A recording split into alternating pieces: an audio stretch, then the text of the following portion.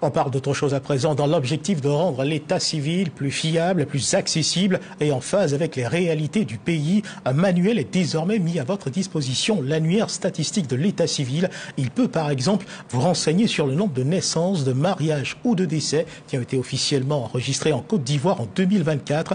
Il a été présenté lors d'un atelier organisé par la direction des études, de la statistique, de la planification et du suivi-évaluation du ministère de l'Intérieur et de la Sécurité. Reportage signé Ismaël Erardeo, Devisoyo.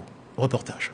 Fruit d'un long travail de collecte et d'analyse des données, l'annuaire statistique d'état civil de l'année 2024 et son rapport d'analyse dressent un panorama chiffré des principaux événements de la vie des Ivoiriens. Présenté officiellement ce jour, il révèle notamment près de 30 912 mariages, 62 471 décès et un taux d'enregistrement des naissances de 57,6%. À la manœuvre de cette étude, la direction des études de la statistique, de la planification, du suivi, évaluation du ministère de l'Intérieur et de la Sécurité. Cet annuaire statistique de 2024, à l'instar des autres éditions, est un outil d'aide à la planification. Vous savez, pour, disons, bien mener les politiques publiques, il faut tenir compte des effectifs, notamment les enregistrements des naissances, les décès, et puis, il y a aussi les mariages. Partenaire technique et financier, l'UNICEF perçoit cet outil comme un levier permettant de mieux cibler les interventions et améliorer le taux d'enregistrement.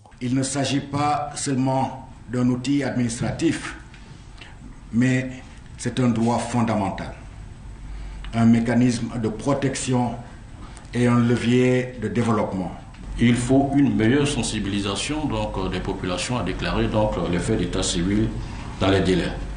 Les progrès ont été accomplis depuis l'adoption au Conseil des ministres de la stratégie nationale, donc l'état civil, mais nous devons davantage retrousser nos manches pour en faire plus. L'analyse du présent document a été assurée par l'Agence nationale de la statistique, puis validée par l'ensemble des acteurs impliqués. Pour les autorités, cet outil devrait orienter les réformes en cours, notamment la digitalisation, l'harmonisation juridique et la création d'une agence d'exécution.